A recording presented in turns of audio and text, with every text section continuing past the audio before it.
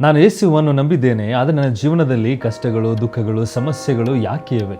ಇನ್ನೂ ನಾನು ಯಾವುದಾದ್ರೂ ಒಂದು ಶಾಪದ ಅಡಿಯಲ್ಲಿ ಸಿಕ್ಕಾಕಿಕೊಂಡಿದ್ದೇನೋ? ನಿನ್ನ ಕಷ್ಟಗಳಿಗೆ ಕಾರಣ ನಿನ್ನ ಕುಟುಂಬದಲ್ಲಿರುವ ಪೀಳಿಗೆಯಿಂದ ಪೀಳಿಗೆ ಬರುತ್ತಿರುವಂತಹ ಶಾಪವಾಗಿದೆ. ನಿನಗೆ ಯಾವುದೋ ಒಂದು ಬಲವಾದ ವಿಮೋಚನಾ ಪ್ರಾರ್ಥನಾ ಬೇಕು, ಅಲ್ಲಿ ತನಕ ಈ ಒಂದು ಶಾಪ ನಿನ್ನ ಜೀವನದಿಂದ ಹೋಗುವುದಿಲ್ಲ. ಅದಕ್ಕೋಸ್ಕರ ಯೇಸು ನಿಮ್ಮ ಶಾಪವನ್ನು ಹೊತ್ತಿದರೆ ನೀವು ಇನ್ನೂ ಏಕೆ ಹೋರಾಡುತ್ತಿದ್ದೀರಿ? ಕಷ್ಟಗಳು, ಪೀಳಿಗೆಯ ಶಾಪಗಳು ಮತ್ತು ಶಿಲುಬೆ ಸತ್ಯದ ಕುರಿತು ಬೈಬಲ್ ಏನು ಹೇಳುತ್ತದೆ? ಈ ವಿಷಯದ ಕುರಿತಾಗಿರುವಂಥ ಈ ಒಂದು ಹೊಸ ವಿಡಿಯೋಗೆ ತಮ್ಮೆಲ್ಲರಿಗೂ ಸ್ವಾಗತ. ಮತ್ತೊಂದು ಆವರ್ತಿ ಎಲ್ಲ ದೇವಜನರಿಗೆ ಪ್ರೈಸ್ ಲಾರ್ಡ್, ಜೈ ಕ್ರಿಸ್. ಹೊಸಬರಾಗಿ ನೋಡುತ್ತಿರುವಂತಹ ಈ ಒಂದು ವಿಡಿಯೋ ನಮ್ಮ ಚಾನಲ್ಗೆ ನೀವು ಸಬ್ಸ್ಕ್ರೈಬ್ ಅನ್ನು ಮಾಡಿರಿ. ಇದೇ ರೀತಿಯಾದ ಮುಂದೆ ಬರುತ್ತಿರುವಂತಹ ಸತ್ಯವೇದದ ಮುಖ್ಯ ವಿಷಯಗಳು ನೀವು ಮಿಸ್ ಮಾಡಿಕೊಳ್ಳುವುದಿಲ್ಲ. ಯೇಸುವನ್ನು ನಂಬಿದ ಮೇಲೆಯೂ ಕೂಡ ನಮ್ಮ ಮೇಲೆ ಶಾಪವಿದೆ, ನಾವು ಇನ್ನೂ ಬಲವಾದ ಪ್ರಾರ್ಥನೆ ಮಾಡಬೇಕು ಎನ್ನುವಂತಹ ವಿಷಯಗಳ ಕುರಿತಾದ ಈ ಒಂದು ವಿಡಿಯೋ ನಲ್ಲಿ 7 ಪ್ರಮುಖವಾಗಿರುವಂತಹ ವಿಷಯಗಳನ್ನು ನಾವು ತಿಳಿದುಕೊಳ್ಳೋಣ ಪ್ರಿಯರೇ. ಇದನ್ನು ನಾವು ಒಂದು ಆಳವಾಗಿ ನಮ್ಮ ಸತ್ಯವೇದದಿಂದ ಅಧ್ಯಯನವನ್ನು ಮಾಡಿ, ನಮ್ಮ ಸತ್ಯವೇದ ದೈವಶಾಸ್ತ್ರವು ಈ ಶಾಪದ ಕುರಿತು ಏನು ಹೇಳುತ್ತದೆ, ಇವಾಗ ಯೇಸು ಕ್ರಿಸ್ತ ನಂಬಿರುವಂಥ ಪ್ರಿಯ ಮಕ್ಕಳಿಗೆ ಏನು ಹೇಳುತ್ತದೆ ಎಂಬುದಾಗಿ ನಾವು ಈ ಒಂದು 7 ವಿಷಯಗಳು ಒಂದೊಂದಾಗಿ ನೋಡಿಕೊಳ್ಳೋಣ. ಮೊದಲನೇದಾಗಿರುವಂಥದ್ದು, ಯೇಸು ನಿಜವಾಗಿಯೂ ಶಾಪವನ್ನು ಹೊತ್ತನೆ. ಯೆಶಾಯ 53:4-6, ನಮ್ಮ ಅಪರಾಧಗಳ ನಿಮಿತ್ತ ಆತನು ಗಾಯಗೊಂಡನು. ಮೊದಲನೇ ಪೇತ್ರ 2:24, ತನ್ನ ದೇಹದಲ್ಲಿ ನಮ್ಮ ಪಾಪಗಳನ್ನು ಶಿಲುಬೆ ಮೇಲೆ ಹೊತ್ತಿಕೊಂಡಿದನು. ಗಲಾತ್ಯ 3:13, ಕ್ರಿಸ್ತ ನಮಗೋಸ್ಕರ ಶಾಪವಾದನು, ಧರ್ಮಶಾಸ್ತ್ರದ ಶಾಪದಿಂದ ನಮ್ಮನ್ನು ವಿಮೋಚಿಸಿದ್ದನು. ಅದಕ್ಕೋಸ್ಕರ ಯೇಸು ಕ್ರಿಸ್ತನು ನಮ್ಮ ಅಪರಾಧಗಳ ನಿಮಿತ್ತ ಆತನು ಗಾಯಗೊಂಡಿದ್ದಾನೆ ಮತ್ತು ನಮಗೆ ಬರಬೇಕಾಗಿರುವಂಥ ಶಿಕ್ಷೆ ಆತನು ಹೊತ್ತಿಕೊಂಡಿದ್ದಾನೆ. ಗಲಾತ್ಯ 3:13, ಆತ ನಮಗೋಸ್ಕರ ಶಾಪಗ್ರಸ್ತನಾಗಿದ್ದಾನೆ ಎಂಬುದಾಗಿ ಸ್ಪಷ್ಟವಾಗಿ ಸತ್ಯವೇದದಲ್ಲಿ ಹೇಳಲ್ಪಟ್ಟಿದೆ. ಅದಕ್ಕೋಸ್ಕರ ಯೇಸು ಶಾಪವನ್ನು ಕೇವಲ ಮರೆಮಾಡಲಿಲ್ಲ, ಆತನು ಅದನ್ನು ತನ್ನ ಮೇಲೆ ಸಂಪೂರ್ಣವಾಗಿ ತೆಗೆದುಕೊಂಡನು. ಅದಕ್ಕೋಸ್ಕರ ನಮ್ಮ ಮೇಲಿರುವಂಥದ್ದೆಲ್ಲವೂ ಸಂಪೂರ್ಣವಾಗಿ ರದ್ದಾಗಿದೆ. ಕೊಲೊಸ್ಸೆ 2:13-14 ಕೂಡ ಇರುತ್ತೆ, ನಮ್ಮ ವಿರುದ್ಧವಾಗಿರುವಂಥದ್ದೆಲ್ಲವೂ ಆತನು ಶಿಲುಬೆ ಮೇಲೆ ತೆಗೆದು ಹಾಕಿದ್ದಾನೆ. ರೋಮ 8:1, ಕ್ರಿಸ್ತ ಯೇಸುವಿನಲ್ಲಿ ಇರುವವರಿಗೆ ಈಗ ಯಾವ ದಂಡನೆಯೂ ಕೂಡ ಇಲ್ಲ. ಯೋಹಾನ 19:30, ತೀರಿತು, ಯೇಸು ನಮ್ಮ ರಕ್ಷಣೆಗೋಸ್ಕರ ತೀರಿತು ಅಂದರೆ ಆತನು ಬಂದು ಮಾಡಬೇಕಾಗಿರುವಂಥದ್ದೆಲ್ಲ ಕಾರ್ಯವು ನಮ್ಮ ಅಪರಾಧಗಳನ್ನು ಹೊತ್ತಿಕೊಂಡನು, ಪಾಪಗಳನ್ನು ಹೊತ್ತಿಕೊಂಡನು, ನಮ್ಮ ಮೇಲೆ ಇರುವಂಥದ್ದೆಲ್ಲ ದೇವರ ಕೋಪ ಶಾಪಗಳನ್ನೆಲ್ಲ ಆತನು ಹೊತ್ತಿಕೊಂಡನು ಎಂಬುದಾಗಿ ಇಲ್ಲಿ ನಾವು ಸ್ಪಷ್ಟವಾಗಿ ನೋಡುತ್ತೇವೆ. ಎರಡನೇದಾಗಿರುವಂಥ ವಿಷಯ, ಹಾಗಾದರೆ ಇನ್ನೂ ವಿಶ್ವಾಸಿಗಳು ಯಾಕೆ ಕಷ್ಟ ಅನುಭವಿಸ್ತಾ ಇದ್ದಾರೆ? ಇದು ಪ್ರಶ್ನೆ ಇದೆ. ಯಾಕಂದರೆ ಆತನ ಎಲ್ಲ ಹೊತ್ತಿಕೊಂಡಿದ್ದಾನೆ, ಇನ್ನು ಯಾಕೆ ನಾವು ಕಷ್ಟಗಳನ್ನು ಅನುಭವಿಸ್ತಾ ಇದ್ದೇವೆ? ಇದಕ್ಕೆ ಉತ್ತರ ಮೊದಲನೇ ಪೇತ್ರ 4:12, ನಿಮ್ಮ ಮೇಲೆ ಬರುವ ಪರೀಕ್ಷೆಯನ್ನು ವಿಚಿತ್ರವೆಂದು ಎಣಿಸಬೇಡಿರಿ. 2 ತಿಮೋತಿ 3:12, ಭಕ್ತಿಯಿಂದ ಜೀವಿಸುವವರೆಲ್ಲರೂ ಹಿಂಸೆಯನ್ನು ಅನುಭವಿಸುತ್ತಾರೆ. ಯೋಹಾನ 16:33, ಈ ಲೋಕದಲ್ಲಿ ನಿಮಗೆ ಸಂಕಟ ಉಂಟಾಗುವುದು ಅಂದರೆ ಯೇಸು ಕ್ರಿಸ್ತನು ಆತನ ನಂಬುವಂಥ ಮಕ್ಕಳಿಗೆ ಆತನ ನಿಮಿತ್ತವಾಗಿರುವಂಥ ಹಿಂಸೆಯು ಬರುವಂಥದ್ದು ಖಚಿತವಾಗಿದೆ, ಕಷ್ಟಗಳು ಬರುವಂಥದ್ದು ಖಚಿತವಾಗಿದೆ. ಮತ್ತು ಈ ಲೋಕದಲ್ಲಿ ಯೇಸು ಕ್ರಿಸ್ತನ ನಂಬುವಂಥವರಿಗೆ ಸಂಕಟವು ಅನುಭವಿಸುತ್ತದೆ ಎಂಬುದಾಗಿ ಸತ್ಯವೇದವು ಹೇಳುತ್ತದೆ. ಅದಕ್ಕೋಸ್ಕರ ಶಾಪಕ್ಕೂ ಮತ್ತು ಈ ಲೋಕದ ಸಂಕಟಗಳಿಗೂ ವ್ಯತ್ಯಾಸವಿದೆ. ಕಷ್ಟಗಳು ಬರುವುದು ಶಾಪದಿಂದಲ್ಲ. ನಾವು ಕಷ್ಟಗಳಿಗೆ ಶಾಪಗಳು ಎಂಬುದಾಗಿ ಬದಲಾವಣೆಗೊಳಿಸಿಕೊಂಡಿದ್ದೇವೆ, ಅರ್ಥ ಮಾಡಿಕೊಂಡಿದ್ದೇವೆ. ಕಷ್ಟಗಳು ಶಾಪಗಳಲ್ಲ. ಕಷ್ಟಗಳು ಬರುತ್ತವೆ ಕ್ರೈಸ್ತ ಜೀವನದಲ್ಲಿ, ಆದರೆ ಅದು ಶಾಪಗಳಿಂದ ಬರ್ತಾ ಇದೆ ಎಂಬುದಾಗಿ ಎಲ್ಲಿಯೂ ಕೂಡ ಹೇಳುವುದಿಲ್ಲ. ಯಾಕಂದರೆ ಶಾಪಗಳು ನಮ್ಮ ಪಾಪ ಅಪರಾಧಗಳನ್ನೆಲ್ಲ ಯೇಸು ಕ್ರಿಸ್ತನು ಹೊತ್ತಿಕೊಂಡಿದ್ದಾನೆ. ಯಾಕೆ ಬರುತ್ತವೆ ಕಷ್ಟಗಳು? ಪರೀಕ್ಷೆ. ನೀತಿವಂತನಿರುವುದಕ್ಕೋಸ್ಕರ, ಯೇಸು ಕ್ರಿಸ್ತನನ್ನು ನೀನು ನಂಬುವುದಕ್ಕೋಸ್ಕರ ಕಷ್ಟಗಳು ಬರುತ್ತಾ ಇವೆ. ಅದಕ್ಕೋಸ್ಕರ ಈ ಒಂದು ಪರೀಕ್ಷೆಗಳ ಉದ್ದೇಶ ಇವೇನಾಗಿದೆ? ಈ ಪರೀಕ್ಷೆಗಳ ಉದ್ದೇಶ ಕುಗ್ಗಿಸುವಂಥದ್ದಲ್ಲ, ಬೆಳೆಸುವಂಥದ್ದಾಗಿದೆ ಪ್ರಿಯರೇ.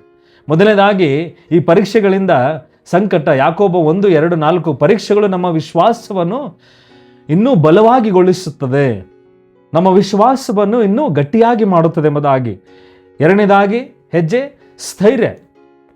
ರೋಮಾಪುರದವರಿಗೆ ಬರೆದ ಪತ್ರಿಕೆ 5:3-5, ಸಂಕಟವು ಸ್ಥೈರ್ಯವನ್ನು ಉಂಟು ಮಾಡುತ್ತದೆ. ನಮಗೆ ಕ್ರೈಸ್ತ ಜೀವನದಲ್ಲಿಯೇ ಇರುವಂಥದ್ದು ಆ ತೃಪ್ತಿಯ ತಾಳ್ಮೆಯಿಂದ ಇರುವಂಥದ್ದನ್ನು ಉಂಟು ಮಾಡುತ್ತದೆ. ಸ್ಥೈರ್ಯವನ್ನು ಕೊಟ್ಟಿದ ಮೇಲೆ ಅದು ಪರಿಪಕ್ವತೆ ಮಾಡುತ್ತದೆ. ಅಂದರೆ ಪ್ರತಿಯೊಂದು ಕಷ್ಟವು ಶಾಪವಲ್ಲ, ಅದು ಬೆಳವಣಿಗೆ ಮೆಟ್ಟಿಲಾಗಿರುತ್ತದೆ. ಪ್ರತಿಯೊಂದು ಕಷ್ಟವು ನಾವು ಕ್ರೈಸ್ತ ಜೀವನದಲ್ಲಿ ಮೆಟ್ಟಿಲು ಹೇಗೆ ಹತ್ತಿ ಮೇಲಕ್ಕೆ ಹೋಗುತ್ತೇವೆ, ಅದೇ ರೀತಿಯಾಗಿ ಈ ಕಷ್ಟಗಳು ಹತ್ತಿ, ಕಷ್ಟಗಳು ಬರುವುದರ ಮೂಲಕವಾಗಿ ಮತ್ತು ಕ್ರೈಸ್ತ ಜೀವನದಲ್ಲಿ ನಾವು ಮುಂದೆ ಹೋಗುವಂಥದ್ದಾಗಿದೆ. ಮೂರನೇದಾಗಿರುವಂತಹ ವಿಷಯ ಇದರ ಕುರಿತಾಗಿ, ಕಷ್ಟಗಳು ಯಾವಾಗಲೂ ಶಾಪವಲ್ಲ. ನಾವು ಕಷ್ಟಗಳು ಬರುತ್ತವೆ, ಯಾವುದೋ ಒಂದು ಸಣ್ಣ ಕಷ್ಟ, ದೊಡ್ಡ ಕಷ್ಟ, ಹೇಳಿಕೊಳ್ಳಲಾರದೇ ಇರುವಂಥ ಕಷ್ಟ, ಮತ್ತು ಒಂದು ಕಷ್ಟಗಳು ಹೀಗೆ ಇರುತ್ತವೆ, ಆ ಕಷ್ಟಗಳಿಂದ ನಾವು ಪಾರಾಗುವುದಕ್ಕೆ ಯಾವುದೇ ಮಾರ್ಗವು ಕಾಣುವುದಿಲ್ಲ. ಅಂಥ ಕಷ್ಟಗಳಿಗೆ ನಾವೇನು ಮಾಡುತ್ತೇವೆ? ಇದು ಶಾಪವಾಗಿದೆ. ಯಾರಾದರೂ ಒಂದು ಬೋಧಕರು ಶಾಪವಿದೆ ನಿಮ್ಮ ಮೇಲೆ ಎಂಬುದಾಗಿ ಹೇಳಿದರೆ ಸಾಕು, ಆ ಶಾಪದಲ್ಲಿಯೇ ನಮ್ಮ ಇಡೀ ಯೇಸು ಕ್ರಿಸ್ತನ ಮೇಲಿರುವಂಥ ನಂಬಿಕೆ ಆ ಶಾಪ ಮೇಲೆ ಡೈವರ್ಟ್ ಆಗುತ್ತದೆ, ಬದಲಾವಣೆಗೊಳ್ಳುತ್ತದೆ. ಅದಕ್ಕೋಸ್ಕರ ಆ ಸೇವಕನೇ ಯಾರೇ ಆಗಲಿ ನಿಮ್ಮ ಮೇಲೆ ಇನ್ನೂ ಶಾಪವಿದೆ ಎಂಬುದಾಗಿ ಹೇಳುವಂಥವನಿಗೆ ನೀವು ಒಂದು ವಾಕ್ಯಗಳನ್ನು ತೋರಿಸಿರಿ. ಕಷ್ಟಗಳು ಶಾಪವಲ್ಲ. ಯೋಬ 1ನೇ ಅಧ್ಯಾಯ 1:8 ಯೋಬನು ನೀತಿವಂತನಾಗಿದ್ದನು, ದೇವರೇ ಯೋಬನನ್ನು ಹೊಗಳಿದನು, ಅಂತಹ ವ್ಯಕ್ತಿ ಆಗಿದ್ದನು ಯೋಬನು. ಆದರೆ ಯೋಬನ ಜೀವನದಲ್ಲಿ ಏನಾದನು? ಅವನು ಅನೇಕ ಭಯಂಕರವಾಗಿರುವಂಥ ಕಷ್ಟಗಳನ್ನು ಅನುಭವಿಸಿದನು, ಎಲ್ಲವನ್ನು ಕಳೆದುಕೊಂಡನು ಆತನು.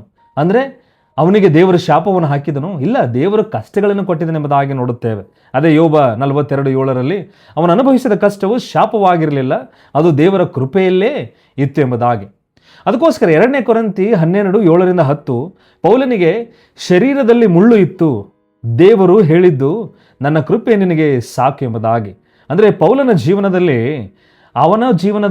ಅವ ಇನ್ನೂ ಹೆಚ್ಚಾಗಿ ದೇವರ ಮಾರ್ಗದಲ್ಲಿ ಸೇವೆಯಲ್ಲಿ ಬೆಳೆಯುತ್ತಾ ದೀನತೆಯಿಂದ ತನ್ನ ಒಂದು ಹೆಸರನ್ನು ಹೊಗಳಿಕೊಳ್ಳದೆ ಅವನು ಮಾಡುತ್ತಿರುವಂಥ ಸೇವೆಯಲ್ಲಿ ಅನೇಕ ಕಷ್ಟಗಳು ಬಂದವು, ಅನೇಕ ಭಯಂಕರವಾದ ಹಿಂಸೆಗಳು ಅನುಭವಿಸಿದನು ಪೌಲನು.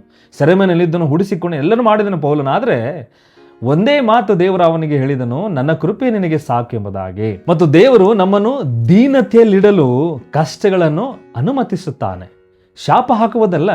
ಪೌಲನ ಜೀವನದಲ್ಲಿ ಕಷ್ಟಗಳು ಬಂದವು, ಹಿಂಸೆ, ಉಡಿಸಿಕೊಂಡನು, ಎಲ್ಲವನ್ನು ಅನುಭವಿಸಿದನು. ಇವಾಗ ಅವನ ಜೀವನದಲ್ಲಿ ದೇವರು ಇರಲಿಲ್ಲ ಎಂಬುದಾಗಿ ಹೇಳುವುದಕ್ಕೆ ಸಾಧ್ಯ? ಅವನು ಸೇವೆ ಮಾಡುತ್ತಿರುವಾಗ ದೇವರ ಶಾಪವನ ಮೇಲೆ ಇತ್ತೆಂಬುದಾಗಿ ಹೇಳುವುದಕ್ಕೆ ಸಾಧ್ಯನೋ? ಇಲ್ಲ, ಅವನ ಮೇಲೆ ಯಾವುದೇ ರೀತಿಯಾದ ಶಾಪ ಇರಲಿಲ್ಲ. ಆದರೆ ದೇವರ ಕಷ್ಟಗಳನ್ನು ಕೊಟ್ಟಿದ್ದನು ಆ ದೀನತೆಯಲ್ಲಿರುವುದಕ್ಕೋಸ್ಕರ. ಅದೇ ರೀತಿಯಾಗಿ ನಮ್ಮ ಜೀವನದಲ್ಲಿ ಕೂಡ ಕಷ್ಟಗಳನ್ನು ಕೊಡುತ್ತಾನೆ ಆ ದೀನತೆಯಲ್ಲಿರುವುದಕ್ಕೋಸ್ಕರ. ಶಾಪಗಳನ್ನು ಹಾಕಿ ನಮಗೆ ಶಾಪಗ್ರಸ್ತರಾಗಿ ಮಾಡಿ ಸಾಯಿಸುವುದಕ್ಕೋಸ್ಕರ ದೇವರು ನಮಗೆ ಕಷ್ಟಗಳನ್ನು ಕೊಡುವುದಿಲ್ಲ. 4ನೇದಾಗಿರುವಂಥ ವಿಷಯ ಮುಖ್ಯವಾಗಿರುವಂಥ ವಿಷಯವಾಗಿದೆ. ಜನರು ಶಾಪ ಎಂದು ತಪ್ಪಾಗಿ ಕರೆಯುವ 5 ವಾಸ್ತವಗಳು. ಯಾಕೆ ಜನರು ಕಷ್ಟಗಳನ್ನು ಶಾಪಗಳೆಂಬುದಾಗಿ ಕರೆಯುತ್ತಾರೆ? ಇಲ್ಲಿ ಒಂದು 3 ಕಾಲಮ್ಸ್ಗಳಿವೆ. ಮೊದಲನೇದಾಗಿ ಕಷ್ಟದ ಸ್ವರೂಪ, ಜನರು ಏನಂದುಕೊಳ್ಳುತ್ತಾರೆ, ಬೈಬಲ್ ಏನು ಹೇಳುತ್ತದೆ. ಮೊದಲನೇದಾಗಿ ನಮ್ಮ ಸ್ವಂತ ನಿರ್ಧಾರಗಳ ಪರಿಣಾಮ. ಜನರೇನಂದುಕೊಳ್ಳುತ್ತಾರೆ ಅದೇ ಶಾಪವಾಗಿದೆ ಎಂಬುದಾಗಿ. ಆದರೆ ಅದು ಅವರ ಒಂದು ನಿರ್ಧಾರದ ಪರಿಣಾಮವಾಗಿರುತ್ತದೆ. ಆದರೆ ಆ ನಿರ್ಧಾರದ ಪರಿಣಾಮದಿಂದ ಕಷ್ಟ ಬಂದಾಗ ಇದು ಶಾಪವಾಗಿದೆ, ನನ್ನ ಮೇಲಿರುವಂಥ ಶಾಪವಾಗಿದೆ ಎಂಬುದಾಗಿ ಹೇಳಿಕೊಳ್ಳುತ್ತಾರೆ. ಆದರೆ ಗಲಾತ್ಯ 6:7 ಮನುಷ್ಯನನ್ನು ಏನು ಬಿತ್ತುತ್ತಾನೋ ಅದನ್ನೇ ಕೊಯ್ಯುವನೆಂಬುದಾಗಿ. ಮತ್ತು ಆಂತರಿಕ ಹೋರಾಟಗಳು, ಆಂತರಿಕವಾಗಿ ಜೀವನದಲ್ಲಿ ಅವರು ಹೋರಾಡುತ್ತಿರುವಂಥ ಕೆಲವು ವಿಷಯಗಳು. ಜನರೇನೆಂದುಕೊಳ್ಳುತ್ತಾರೆ, ನನ್ನ ಮೇಲೆ ಮಾಟ ಮಂತ್ರವಾಗಿದೆ, ಅದಕ್ಕೋಸ್ಕರ ಮನೆಯಲ್ಲಿ ಶಾಂತಿ ಇಲ್ಲ, ಸಮಾಧಾನವಿಲ್ಲ, ಈ ಸಂಬಂಧಗಳು ಮುರಿತಾವೆ, ಮಾಟ ಮಂತ್ರ ಮಾಡಿದೆ ಎಂಬುದಾಗಿ. ಆದರೆ ಆಂತರಿಕವಾಗಿರುವಂತಹ ಕೆಲವು ವೈಮನಸ್ಸುಗಳಿಂದ ಹೇಳಿರುವಂಥದ್ದು ಕೇಳಿರುವಂಥದ್ದು ಬೇರೆ ಆಗಿರುವುದರಿಂದ ನಾನಾ ಥರದ ಒಂದು ಕಾರಣಗಳಿಂದ ಆಂತರಿಕವಾಗಿರುವಂಥ ಹೋರಾಟಗಳಿರುತ್ತವೆ. ಆದರೆ ಮಾಟ ಮಂತ್ರವೆಂದು ಜನರು ತಿಳಿದುಕೊಳ್ಳುತ್ತಾರೆ. ಯಾಕೋಬ 1:14-15 ನಮ್ಮ ಸ್ವಂತ ದುರಾಶೆ ನಮ್ಮನ್ನು ಎಳೆಯುತ್ತದೆ ಎಂಬುದಾಗಿ. ನಮ್ಮಲ್ಲಿರುವಂಥ ದುರಾಶೆಗಳು ನಮ್ಮ ಆಂತರಿಕ ಹೋರಾಟಗಳಿಗೆ ಆಸ್ಪದ ಕೊಡುತ್ತದೆ, ದಾರಿ ಮಾಡಿಕೊಡುತ್ತದೆ. ಮತ್ತು ತಿದ್ದುವಿಕೆ ಮತ್ತು ಎಚ್ಚರ, ದೇವರು ತಿದ್ದುತ್ತಾನೆ, ಎಚ್ಚರಗೊಳಿಸ್ತಾನೆ. ಅದಕ್ಕೆ ಜನರು ಏನೆಂದುಕೊಳ್ಳುತ್ತಾರೆ, ಇದು ದೇವರ ಕೋಪವಿದೆ, ನನ್ನ ಮೇಲಿದೆ, ಎಷ್ಟೋ ದಿವಸಗಳಿದೆ, ಪೀಳಿಗೆಗಳಿಂದ ಬಂದಿರುವಂಥ ದೇವರ ಕೋಪ ಎಂಬುದಾಗಿ ಜನರು ತಿಳಿದುಕೊಳ್ಳುತ್ತಾರೆ ಎಂದುಕೊಳ್ಳುತ್ತಾರೆ. ಆದರೆ ಇಬ್ರಿಯ 12:6 ಕರ್ತನು ತಾನು ಪ್ರೀತಿಸುವವರನ್ನು ಮಾತ್ರ ಶಿಕ್ಷಿಸ್ತಾನೆ. ಇದು ನೆನಪಿಟ್ಟುಕೊಳ್ಳಬೇಕು ಪ್ರತಿಯೊಬ್ಬ ಕ್ರೈಸ್ತರು. ನಮಗೆ ದೇವರು ಪರೀಕ್ಷೆಗಳು ಮಾಡ್ತಾ ಇದ್ದಾನೆ, ಕಷ್ಟಗಳು ಕೊಡ್ತಾ ಇದ್ದಾನೆ, ಶಿಕ್ಷಿಸ್ತಾ ಇದ್ದಾನೆ ಅಂದರೆ ಆತ ನಮಗೆ ಪ್ರೀತಿಸ್ತಾ ಇದ್ದಾನೆ ಎಂಬುದಾಗಿ ಇಲ್ಲಿ ಇಬ್ರಿಯ 12:6 ಹೇಳುತ್ತದೆ. ಮತ್ತು ಕಾಯಿಲೆಗಳು ಮತ್ತು ನೈಸರ್ಗಿಕ ವಿಪತ್ತು, ಕಾಯಿಲೆಗಳು ಬರ್ತಾ ಇದೆ, ನೈಸರ್ಗಿಕ ವಿಪತ್ತು ಬರ್ತಾ ಇದೆ. ಇದಕ್ಕೆ ನಾವೇನೆಂದುಕೊಳ್ಳುತ್ತೇವೆ, ಇದು ಪೀಳಿಗೆಗಳಿಂದ ಬಂದಿರುವಂಥ ಶಾಪವಾಗಿದೆ, ನಮ್ಮ ತಾತ ಮುತ್ತಾತ ಆ ಒಂದು ಕಾಲದಲ್ಲಿ ಯಾರೋ ಏನೋ ಮಾಡಿರುವಂಥ ಪಾಪದ ನಿಮಿತ್ತವಾಗಿ ದೇವರು ಇವಾಗ ನಮಗೆ ಕಷ್ಟಗಳನ್ನು ಕೊಡ್ತಾ ಇದ್ದಾನೆ ಎಂಬುದಾಗಿ ತಿಳಿದುಕೊಳ್ಳುತ್ತೇವೆ. ಆದರೆ ರೋಮ 8:20-23 ಹೇಳುತ್ತದೆ, ಪಾಪ ಭರಿತ ಲೋಕದ ಪರಿಣಾಮಗಳಾಗಿವೆ. ಅದು ಪಾಪದಿಂದ ತುಂಬಿರುವಂಥ ಲೋಕದಲ್ಲಿ ಈ ನೈಸರ್ಗಿಕ ವಿಪತ್ತುಗಳು ಬರುತ್ತವೆ, ಕಾಯಿಲೆಗಳು ಬರುತ್ತವೆ. ಯಾಕಂದರೆ ಈ ಲೋಕ ಪಾಪದಿಂದ ತುಂಬಿರುವಂಥದ್ದಾಗಿದೆ, ಅದರ ಪರಿಣಾಮಗಳಾಗಿವೆ ಒಂದು ಕಾಯಿಲೆಗಳು ಮತ್ತು ನೈಸರ್ಗಿಕ ವಿಪತ್ತುಗಳು ಎಂಬುದಾಗಿ. ಮತ್ತು ಕೊನೆಯದಾಗಿ ಆಧ್ಯಾತ್ಮಿಕ ದಾಳಿಗಳು, ಅಂದರೆ ಆತ್ಮೀಕವಾಗಿರುವಂತಹ ಒಂದು ಹೋರಾಟ ದಾಳಿ ನನಗೆ ಮಾಡಲ್ಪಡುತ್ತಾ ಇದೆ ಒಂದು ದುಷ್ಟಾತ್ಮದಿಂದ, ಸೈತಾನನಿಂದ ಎಂಬುದಾಗಿ ನಾವು ಅಂದುಕೊಳ್ಳುತ್ತೇವೆ. ಅದು ಶಾಪಗ್ರಸ್ತನೆಂಬುದಾಗಿ ಜನರು ತಿಳಿದುಕೊಳ್ಳುತ್ತಾರೆ. ನಾನು ಶಾಪಗ್ರಸ್ತನಾಗಿದ್ದೇನೆ, ಅದಕ್ಕೋಸ್ಕರವೇ ನನ್ನ ಜೀವನದಲ್ಲಿ ಆತ್ಮೀಕ ಜೀವನವಿಲ್ಲ, ಬೆಳೆಯುತ್ತಾ ಇಲ್ಲ, ನಾನು ಶಾಪಗ್ರಸ್ತನಲ್ಲಿದ್ದೇನೆಂಬುದಾಗಿ. ಆದರೆ ಎಫೆಸ 6:12 ಮತ್ತು 1 ಪೇತ್ರ 5:8 ಇದು ಆಧ್ಯಾತ್ಮಿಕ ಹೋರಾಟವೇ ಹೊರತು ಶಾಪವಲ್ಲ. ಕ್ರೈಸ್ತ ಜೀವನದಲ್ಲಿ ಆಧ್ಯಾತ್ಮಿಕ ಹೊರತು ಅಂದರೆ ಆತ್ಮಿಕ ಜೀವನದ ಹೋರಾಟ ಪ್ರಮುಖವಾಗಿರುತ್ತದೆ. ಪ್ರಥಮವಾಗಿರುವಂಥ ಹೋರಾಟ ಕ್ರೈಸ್ತ ಜೀವನದಲ್ಲಿ ಆತ್ಮಿಕ ಹೋರಾಟವಾಗಿರುತ್ತದೆ. ಆ ಆತ್ಮಿಕ ಹೋರಾಟಕ್ಕೆ ನೀವು ಶಾಪಗಳೆಂಬುದಾಗಿ ಹೆಸರು ಕೊಡಬೇಡ್ರಿ. ಅವು ಶಾಪಗಳಿಗೆ ಸಂಬಂಧಪಟ್ಟಿದ್ದೇ ಇಲ್ಲ. ಅದಕ್ಕೋಸ್ಕರ ಇಲ್ಲಿ ಎಫೆಸ 6:12 1 ಪೇತ್ರ 5:8 ಸ್ಪಷ್ಟವಾಗಿ ತಿಳಿಸುತ್ತದೆ ನಮಗೆ. ಅವು ಶಾಪಗಳೆಂಬುದಾಗಿ ನೀವು ಕಲ್ಪಿಸಿಕೊಳ್ಳಬೇಡಿರಿ, ಹೆಸರು ಕೊಡಬೇಡಿರಿ. ಇವಾಗ ಶಾಪಗಳಿಲ್ಲ, ಪೀಳಿಗೆ ಬರುತ್ತಿರುವಂತಹ ಶಾಪಗಳು ಕೂಡ ಇಲ್ಲೆಂಬುದಾಗಿ ನೋಡಿಕೊಂಡಿದ್ದೇವೆ. ಆದರೆ ಇದರ ಸತ್ಯವೇನಾಗಿದೆ? ಇದೇ 5ನೇ ವಿಷಯ ನಾವು ನೋಡಿಕೊಳ್ಳೋಣ. ಪೀಳಿಗೆಯ ಶಾಪಗಳು ನಿಜವೇ? ಹಳೆ ಮತ್ತು ಹೊಸ ಒಡಂಬಡಿಕೆ ಪ್ರಕಾರ ಈ ಶಾಪಗಳು ಪೀಳಿಗೆಗಳಿಗೆ ಬರುತ್ತಿರುವಂತಹ ಶಾಪಗಳು ಏನಾಗಿವೆ ಎಂಬುದಾಗಿ ನೋಡಿಕೊಳ್ಳೋಣ. ಇಲ್ಲಿ ವಿಮೋಚನೆಕಾಂಡ 25 ಪಾಪವು 3-4ನೇ ತಲೆಮಾರಿನವರೆಗೂ ಬರುತ್ತದೆ. ಕ್ರಿಸ್ತನಿಗಿಂತ ಮುಂಚಿನ ಧರ್ಮಶಾಸ್ತ್ರದ ಇದು ಕಡುಪಾಡು. ಈ ಸತ್ಯವೇದವು ವಿಮೋಚನೆ ಕಾಂಡದಲ್ಲಿ ಈ ರೀತಿಯಾಗಿ ಹೇಳುತ್ತದೆ. ಆದರೆ ಸತ್ಯವೇದವನ್ನು ಅರ್ಥಪಡಿಸುವಂಥದ್ರಲ್ಲಿ ನಾವು ನೋಡುವಂಥದ್ದಾಗಿದೆ. ಈ ಒಂದು ವಚನವನ್ನು ತೆಗೆದುಕೊಂಡು ನಾವು ಹೇಳುವಂಥದ್ದಲ್ಲ. ಅದೇ ವಚನ ನಮ್ಮ ದೇವರು ಕೊಟ್ಟಿರುವಂಥದ್ದನ್ನು ಇದೇ ರೀತಿಯಾಗಿ ಎಜಿಕೇಲ 12:20 ಕೂಡ ಮಗನು ತಂದೆ ಅಪರಾಧವನ್ನು ಹೊರುವುದಿಲ್ಲ ಎಂಬುದಾಗಿ ಕೂಡ ಹೇಳುತ್ತದೆ. ಮತ್ತು ಯೆರೆಮೀಯ 31:29-30 ಪ್ರತಿಯೊಬ್ಬನು ತನ್ನ ಪಾಪಕ್ಕೆ ತಾನೇ ಜವಾಬ್ದಾರಿಯಾಗಿದ್ದಾನೆ. ಇವಾಗ ನನ್ನ ಪಾಪ ಮುಂದಿನ ಪೀಳಿಗೆಗೆ ಬರುತ್ತದೆ ಎಂಬುದಾಗಿ ಅಲ್ಲ. ನನ್ನ ಪಾಪದ ಶಿಕ್ಷೆ ಇನ್ನು ಮುಂದೆ 2 ಪೀಳಿಗೆಗಳಾದ ಮೇಲೆ ಅವರು ಅನುಭವಿಸ್ತಾರೆ ಎಂಬುದಾಗಿ ಅಲ್ಲ. ಇವಾಗ ನೀನು ಮಾಡಿರುವಂಥ ಅಪರಾಧ ಪಾಪ ನೀನೇ ಅನುಭವಿಸದಾಗಿದೆ ಎಂಬುದಾಗಿ ಹಳೆ ಒಡಂಬಡಿಕೆಯಲ್ಲಿ ಎಜಿಕೇಲ ಯೆರೆಮೀಯ ಮೂಲಕ ದೇವರು ಸ್ಪಷ್ಟಪಡಿಸಿದ್ದಾನೆ. ಯೇಸು ಕ್ರಿಸ್ತನ ರಕ್ತವು ಹಳೆ ಒಡಂಬಡಿಕೆಯ ಶಾಪದ ಸರಪಳಿಯನ್ನು ಮುರಿದು ಹಾಕಿದೆ. ಇವಾಗ ಹಳೆ ಒಡಂಬಡಿಕೆಯಲ್ಲಿ ಹೇಳುತ್ತದೆ, ಅದಕ್ಕೋಸ್ಕರ ಇವಾಗಲೂ ಕೂಡ ಇದೆ ಎಂಬುದಾಗಿ ಕೆಲವು ಯಾರೇ ಬೋಧಕರಾಗಲಿ ನಿಮಗೆ ತಿಳಿಸಿದರೆ ಕಲಿಸಿದರೆ ನೀವು ಸ್ಪಷ್ಟವಾಗಿ ತಿಳಿದುಕೊಳ್ಳಿರಿ. ಯೇಸು ಕ್ರಿಸ್ತನ ರಕ್ತ ಎಲ್ಲವನ್ನು ಮುರಿದು ಹಾಕಿದೆ, ಎಲ್ಲವನ್ನು ಕ್ಷಮಿಸಲ್ಪಟ್ಟಿದೆ. ಇದು ಬಹಳಷ್ಟು ಮುಖ್ಯವಾಗಿರುವಂಥದ್ದಾಗಿದೆ ನಾವು ತಿಳಿದುಕೊಳ್ಳುವಂಥದ್ದು. ಯಾಕಂದರೆ ನೀವು ಹೊಸ ಸೃಷ್ಟಿಯಾಗಿದ್ದೀರಿ. 2 ಕೊರಿಂಥಿ 5:17 ಕ್ರಿಸ್ತನಲ್ಲಿದ್ದರೆ ಅವನು ನೂತನ ಸೃಷ್ಟಿಯಾಗಿದ್ದಾನೆ, ಹಳೆದನ್ನೆಲ್ಲವೂ ಹೋಯಿತು, ಹೊಸದಾಗಿ ಅವನು ಜನ್ಮ ತಾಳಿದ ಹಾಗೆ ಆಯಿತು, ಹೊಸದಾಗಿ ಆತನು ಸೃಷ್ಟಿಸಲ್ಪಟ್ಟಿನವನಾಗಿದ್ದಾನೆ ಎಂಬುದಾಗಿ ಸತ್ಯವೇದ ಸ್ಪಷ್ಟವಾಗಿ ಹೇಳುತ್ತದೆ. ಯೇಸು ಕ್ರಿಸ್ತನೇ ನನಗೆ ನಂಬಿದರೆ ನಿನ್ನ ಹಳೆಯದಾಗಿರುವಂಥದ್ದೆಲ್ಲವೂ ಹೋಯಿತು. ಹಳೆ ಜೀವನದಲ್ಲಿ ಪಾಪ, ಶಾಪ, ಅಪರಾಧ, ದ್ರೋಹ ಎಲ್ಲವೂ ಹೊಂಟೋಯ್ತು. ಇವಾಗ ನೀನು ಹೊಸ ಸೃಷ್ಟಿಯಾಗಿದ್ದಿ ಕ್ರಿಸ್ತನಲ್ಲಿ. ಇದೇ ದೇವರು ಕೊಟ್ಟಿರುವಂಥ ಆಶೀರ್ವಾದ. ಅದಕ್ಕೋಸ್ಕರ ಯೋಹಾನ 1:12 ನೀವು ಈಗ ದೇವರ ಮಕ್ಕಳಾಗಿದ್ದೀರಿ. ಗಲಾತ್ಯ 4:7 ನೀವು ಗುಲಾಮರಲ್ಲ, ದೇವರ ರಾಜ್ಯಕ್ಕೆ ಬಾಧ್ಯಸ್ಥರಾಗಿದ್ದೀರಿ. ದೇವರ ಕುಟುಂಬದಲ್ಲಿ ಜನಿಸಿದ ಮೇಲೆ ನಿಮ್ಮ ಹಳೆಯ ಕುಟುಂಬದ ಶಾಪಗಳಲ್ಲಿ ಅಲ್ಲಿ ಜಾಗವಿಲ್ಲ. 6ನೇದಾಗಿರುವಂಥ ವಿಷಯ ತಿಳಿದುಕೊಳ್ಳೋಣ. ಸೈತಾನನ ಅತಿ ದೊಡ್ಡ ಸುಳ್ಳು ಮತ್ತು ಕ್ರಿಸ್ತನ ರಕ್ಷಣೆ, ಇವು 2ರ ವ್ಯತ್ಯಾಸ ನಾವು ತಿಳಿದುಕೊಳ್ಳೋಣ. ಸೈತಾನನ ಅತಿ ದೊಡ್ಡ ಸುಳ್ಳು ಏನಾಗಿದೆ? ಪ್ರಕಟಣೆ 12:10 ಮತ್ತು ಯೋಹಾನ 8:44 ಸೈತಾನನು ಸುಳ್ಳುಗಾರನಾಗಿದ್ದಾನೆ. ಇವಾಗ ನಾವು ಕಡೆಯ ಒಂದು ವಿಡಿಯೋದಲ್ಲಿ ಈಗಾಗಲೇ ನಾವು ತಿಳಿದುಕೊಂಡಿದ್ದೇವೆ. ಅದೇ ರೀತಿಯಾಗಿ ಸೈತಾನನು ಕ್ರೈಸ್ತರಿಗೆ ಮೊದಲಿಂದಲೇ ಸುಳ್ಳುಗಳನ್ನು ಹೇಳುವಂಥವನಾಗಿದ್ದಾನೆ. ಯಾಕಂದರೆ ಅವನು ಸುಳ್ಳುಗಾರನು, ಸುಳ್ಳುಗಳ ಮೂಲನಾಗಿದ್ದಾನೆ. ಅವನು ನಿಮ್ಮ ಕಿವಿಯಲ್ಲಿ ಯೇಸುವಿನ ರಕ್ತ ನಿನಗೆ ಸಾಲದು, ಯೇಸುವಿನ ರಕ್ತ ನಿನಗೆ ಏನೂ ಮಾಡದು, ಯೇಸುವಿನ ರಕ್ತ ಇನ್ನೂ ಬೇಕಾಗಿದೆ, ಯೇಸುವಿನ ರಕ್ತ ನಿನ್ನ ಶಾಪಗಳು ತೊಳೆದಿಲ್ಲ, ಈ ರೀತಿಯಾದ ಒಂದು ಕಿವಿಮಾತುಗಳನ್ನು ಹೇಳುವಂಥವನಾಗಿದ್ದಾನೆ ಸೈತಾನನು. ಆ ಕಿವಿಮಾತು ಸುಳ್ಳು ಕಿವಿಮಾತುಗಳಾಗಿವೆ. ಅವನ ಕಿವಿಮಾತುಗಳಿಗೆ ಯೇಸು ಕ್ರಿಸ್ತನನ್ನು ನಂಬಿರುವಂಥವರು ಕಿವಿಗೊಡಬಾರದು. ನೀವಿನ್ನೂ ಶಾಪಗ್ರಸ್ತರಾಗಿದ್ದೀರಿ, ಇನ್ನೂ ಶಾಪಗಳಲ್ಲಿದ್ದೀರಿ ಎಂದು ಸೈತಾನ ಏನು ಮಾಡುತ್ತಾನೆ? ಸುಳ್ಳು ಹೇಳುತ್ತಾನೆ. ಇದು ಸೈತಾನನ ಅತಿ ದೊಡ್ಡ ಸುಳ್ಳಾಗಿದೆ ಇವತ್ತಿನ ದಿವಸದಲ್ಲಿ ಪ್ರಿಯರೇ. ಇನ್ನೂ ನೀವು ಶಾಪದಲ್ಲಿದ್ದೀರಿ. ಶಾಪ ಇಲ್ಲ. ಯೇಸು ಕ್ರಿಸ್ತನನ್ನು ನಂಬಿರುವಂಥ ಮಕ್ಕಳ ಜೀವನದಲ್ಲಿ ಶಾಪವಿಲ್ಲ. ಅದಕ್ಕೋಸ್ಕರ ಯೇಸು ಕ್ರಿಸ್ತನ ರಕ್ಷಣೆ, ರೋಮಪುರದವರಿಗೆ ಬರೆದ ಪತ್ರಿಕೆ 8:33-34 ಯೇಸು ಕ್ರಿಸ್ತನು ನಮಗೋಸ್ಕರ ದೇವರ ಬಲಗಡೆಯಲ್ಲಿ ವಿಜ್ಞಾಪನೆ ಮಾಡುತ್ತಾ ಇದ್ದಾನೆ. ಯಾರು ನಮ್ಮನ್ನು ಖಂಡಿಸುವವರು? ಯಾರು ನಮಗೆ ಖಂಡಿಸ್ತಾರೆ? ಯಾರು ನಮಗೆ ಶಾಪಗ್ರಸ್ತರೆಂಬುದಾಗಿ ಹೇಳುತ್ತಾರೆ? ನಮಗೋಸ್ಕರ ಯೇಸು ಕ್ರಿಸ್ತನು ವಿಜ್ಞಾಪನೆ ಮಾಡುವಂಥವನಾಗಿದ್ದಾನೆ. ಆತನು ವಿಜ್ಞಾಪನೆ ಮಾಡುತ್ತಿರುವಂಥ ನಮಗೆ, ನಮ್ಮ ಮೇಲೆ ಎಂಥ ಒಂದು ಖಂಡನೆ ಇರುತ್ತದೆ, ಯಾವ ತರಹದ ಶಾಪಗಳಿರುತ್ತವೆ, ಇರುವುದಕ್ಕೆ ಸಾಧ್ಯವೇ ಇಲ್ಲ. ಈ ಸೈತಾನನ ಕಿವಿ ಮಾತುಗಳನ್ನು ನಾವು ಕೇಳಬಾರದು. ಇದು ಯಾರೇ ಹೇಳಲಿ ನಿಮಗೆ, ಸೈತಾನ ಹೇಳ್ತಾ ಇದ್ದಾನೆ ಎಂಬುದಾಗಿ ನೀವು ಅರ್ಥ ಮಾಡಿಕೊಳ್ಳಿರಿ. ನೀವಿನ್ನೂ ಶಾಪಗಳಲ್ಲಿಲ್ಲ, ದೇವರ ರಕ್ಷಣೆಯಲ್ಲಿದ್ದೀರಿ, ಆತನ ರಕ್ತದಿಂದ ತೊಳೆಯಲ್ಪಟ್ಟಿದ್ದೀರಿ. ಆತನ ಹೊಸ ಜೀವನದಲ್ಲಿದ್ದೀರಿ, ನೂತನ ಸೃಷ್ಟಿಯಾಗಿದ್ದೀರಿ, ದೇವರ ಕೃಪೆಯ ಗೂಡಾರದಲ್ಲಿದ್ದೀರಿ. ಅದಕ್ಕೋಸ್ಕರ 7ನೇದಾಗಿ, ಹಾಗಾದರೆ ವಿಶ್ವಾಸಿಗೆ ಜಯ ಎಲ್ಲಿದೆ? ಎಲ್ಲಿ ವಿಶ್ವಾಸಿ ಜಯ ನೋಡುತ್ತಾನೆ? ಅಂದರೆ ಯೇಸು ಕ್ರಿಸ್ತ ನಂಬುವಂಥವನಿಗೆ ಯಾವಾಗ ಜಯ ಸಿಗುತ್ತದೆ? ಯೋಹಾನ 8:36, ಮಗನು ನಿಮ್ಮನ್ನು ಬಿಡುಗಡೆ ಮಾಡಿದರೆ ನೀವು ನಿಜವಾಗಿಯೂ ಸ್ವತಂತ್ರರಾಗಿದ್ದೀರಿ. ಯೇಸು ಕ್ರಿಸ್ತನು ನಿಮಗೆ ಬಿಡುಗಡೆ ಮಾಡಿದರೆ ನೀವು ನಿಜವಾಗಿಯೂ ಸತ್ಯವಾಗಿಯೂ ಸಂಪೂರ್ಣ ಸ್ವತಂತ್ರವಾಗಿದ್ದೀರಿ. ರೋಮ 8:37, ನಮ್ಮನ್ನು ಪ್ರೀತಿಸಿದವನ ಮೂಲಕ ನಾವು ಜಯಶಾಲಿಗಳಿಗಿಂತಲೂ ಮೇಲಾಗಿದ್ದೇವೆ. ಮತ್ತು 1 ಯೋಹಾನ 4:4, ನಿಮ್ಮಲ್ಲಿರುವವನು ಲೋಕದಲ್ಲಿರುವವನಿಗಿಂತ ದೊಡ್ಡವನಾಗಿದ್ದಾನೆ. ನಿಮ್ಮಲ್ಲಿ ಇರುವವನು ಯಾರು ನಿಮ್ಮಲ್ಲಿ ಇರ್ತಾ ಇದ್ದಾನೆ? ಯೇಸು ಕ್ರಿಸ್ತನು ನಿಮ್ಮಲ್ಲಿದ್ದಾನೆ. ಆತನು ಲೋಕದಲ್ಲಿರುವಂಥ ಎಲ್ಲ ವ್ಯಕ್ತಿಗಳಿಗಿಂತ ದೊಡ್ಡವನಾಗಿದ್ದಾನೆ. ನಿಮ್ಮಲ್ಲಿ ವಾಸಿಸುವಂಥವನು ಎಲ್ಲಕ್ಕಿಂತ ಉನ್ನತನಾಗಿದ್ದಾನೆ. ಜಯವು ನಮ್ಮ ಸ್ವಂತ ಬಲದಲ್ಲಾಗಲಿ ಅಥವಾ ವಿಶೇಷ ಮಂತ್ರ ತಂತ್ರದಲ್ಲಾಗಲಿ ನಮಗೆ ಜಯ ಸಿಗುವುದಿಲ್ಲ. ನಮ್ಮ ಜಯ ಕೇವಲ ಕ್ರಿಸ್ತನಲ್ಲಿದೆ. ಅದಕ್ಕೋಸ್ಕರ ಪ್ರಿಯರೇ, ಆತ ನಿಮಗೆ ಎಂದಿಗೂ ಕೈ ಬಿಡುವುದಿಲ್ಲ. ಕಷ್ಟಗಳು ಬಂದಿವೆ, ದುಃಖಗಳು ಬರ್ತಾ ಇವೆ, ಬಹಳಷ್ಟು ವರ್ಷಗಳಿಂದಿವೆ, ಪ್ರಾರ್ಥನೆ ಮಾಡಿದರೂ ಪರಿಹಾರವಾಗ್ತಾ ಇಲ್ಲ. ಆ ಪರೀಕ್ಷೆ ಆಗಿದೆ, ಆ ಶಿಕ್ಷೆ ಆಗಿದೆ.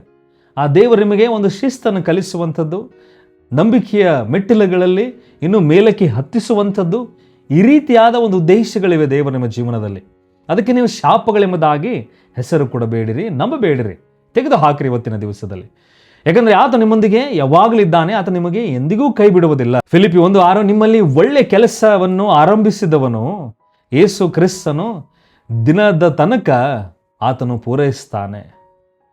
ಆತನು ಒಳ್ಳೆ ಕೆಲಸವನ್ನು ಆರಂಭಿಸಿದ್ದಾನೆ ನಿಮ್ಮ ಜೀವನದಲ್ಲಿ. ನೂತನ ಸೃಷ್ಟಿಯಾಗಿ ದೇವರಿಗೋಸ್ಕರ ಜೀವಿಸುವಂತಹ ಈ ಯಾವುದೇ ಶಾಪ, ಯಾವುದೇ ಶಿಕ್ಷೆ, ಯಾವುದೇ ದೇವರ ಕೋಪ ಇಲ್ಲದ ಜೀವನ ನಿಮಗೆ ಸೃಷ್ಟಿ ಮಾಡಿ ಕೊಟ್ಟಿದ್ದಾನೆ. ಈ ಒಂದು ಹೊಸ ಜೀವನದಲ್ಲಿ ಅದು ಎಲ್ಲಿದ ತನಕ ನಡೆಯುತ್ತದೆ? ಆತನ ಬರೋಣ ತನಕವೂ ನಡೆಯುತ್ತದೆ. ಆತ ನಮಗೆ ಬಂದು ಕರೆದುಕೊಂಡು ಒಯ್ಯೋ ತನಕ, ನಾವು ಆಕಾಶದಲ್ಲಿ ಮಾರ್ಪಾಡು ಆಗುವ ತನಕ, ರ್ಯಾಪ್ಚರ್ ಹೊಂದುವ ತನಕ, ಪರಲೋಕ ರಾಜ್ಯಕ್ಕೆ ಸೇರುವ ತನಕ ಆ ಕ್ರಿಸ್ತನ ಜೀವನ ನಮ್ಮದೇ ಆಗಿರುತ್ತದೆ ಪ್ರಿಯರೇ. ಇಬ್ರಿಯ 13:5, ನಾನು ನಿನ್ನನ್ನು ಎಂದಿಗೂ ಕೈ ಬಿಡುವುದಿಲ್ಲ, ಎಂದಿಗೂ ತೊರೆಯುವುದಿಲ್ಲ ಎಂಬುದಾಗಿ. ದೇವರು ಎಂದಿಗೂ ಕೈ ಬಿಡುವುದಿಲ್ಲ. ಅದಕ್ಕೋಸ್ಕರ ಸ್ವತಂತ್ರದಲ್ಲಿ ದೃಢವಾಗಿ ನಿಲ್ಲಿರಿ. ಗಲಾತ್ಯ 5:1, ಕ್ರಿಸ್ತನು ನಮಗೆ ಸ್ವಾತಂತ್ರ್ಯವನ್ನು ಕೊಡುವುದಕ್ಕಾಗಿ ನಮ್ಮನ್ನು ಬಿಡುಗಡೆ ಮಾಡಿದ್ದಾನೆ. ಆ ಮಾಡಿರುವುದರಿಂದ ದೃಢವಾಗಿ ನಿಲ್ಲಿರಿ. ನೀವು ಶಾಪಗ್ರಸ್ತರಲ್ಲ, ನೀವು ಆಶೀರ್ವಾದಿಸಲ್ಪಟ್ಟವರು. ನೀವು ಶಾಪಗ್ರಸ್ತರಲ್ಲ, ನೀವು ಆಶೀರ್ವಾದಿಸಲ್ಪಟ್ಟವರು. ನಿಮ್ಮ ಜೀವನದ ಹೋರಾಟವು ಶಾಪವಲ್ಲ, ಅದು ವಿಜಯದ ಹಾದಿಯಾಗಿದೆ. ಯಾಕಂದರೆ ಅವೆಲ್ಲವುಗಳಿಂದಲೇ ನಿಮಗೆ ಹೊಸ ಮಾರ್ಗ ದೇವರು ಕೊಟ್ಟಿದ್ದಾನೆ. ಅದೇ ಯೇಸು ಕ್ರಿಸ್ತನ ಮಾರ್ಗವಾಗಿದೆ.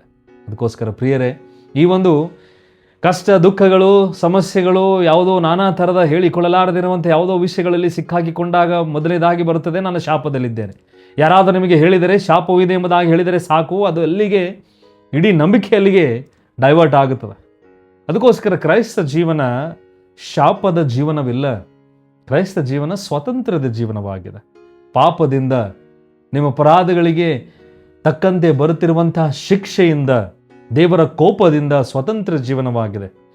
ಆ ದೇವರ ಕೋಪ, ಅಪರಾಧ, ಈ ಶಾಪ ಎಲ್ಲವೂ ನಮ್ಮ ಕರ್ತನಾದ ಯೇಸು ಕ್ರಿಸ್ತನು ಹೊತ್ತಿಕೊಂಡಿದ್ದಾನೆ. ಅದಕ್ಕೋಸ್ಕರ ಯಾರಾದರೂ ನಿಮಗೆ ಶಾಪದಲ್ಲಿದ್ದೀರಿ, ಎಲ್ಲೋ ಏನೋ ಶಾಪವಿರಬಹುದು ನೋಡ್ರಿ ಎಂಬುದಾಗಿ ಹೇಳಿದ ತಕ್ಷಣ ನಿಮಗೆ ಅನಿಸಬೇಕು ಇದು ಸೈತಾನನಿಂದ ಬರ್ತಾ ಇದೆ ಎಂಬುದಾಗಿ.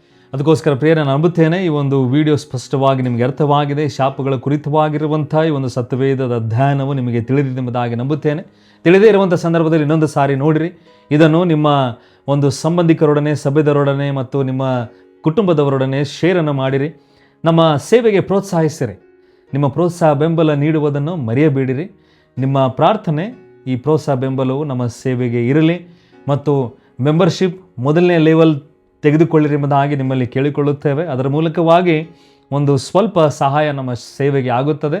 ಮತ್ತು ಅದೇ ರೀತಿಯಾಗಿ ಎಲ್ಲ ಪ್ರಿಯರೇ, ಮುಂದಿನ ವಿಡಿಯೋದಲ್ಲಿ ನಾವು ಇನ್ನೊಂದು ಸತ್ಯವೇದದ ಕುರಿತಾಗಿರುವಂಥ, ನಮಗೆ ಬೇಕಾಗಿರುವಂಥ ಕ್ರೈಸ್ತ ಜೀವನಕ್ಕೆ ಅಗತ್ಯವಾಗಿರುವಂಥ ರಹಸ್ಯಮಯವಾಗಿರುವಂಥದ್ದು, ಕಲಿಯಬೇಕಾಗಿರುವಂಥ ದೈವಶಾಸ್ತ್ರದ ಒಂದು ವಿಷಯದ ಕುರಿತವಾಗಿರುವಂಥ ವಿಡಿಯೋದಲ್ಲಿ ಮತ್ತೆ ಭೇಟಿಯಾಗೋಣ ಪ್ರಿಯರೇ.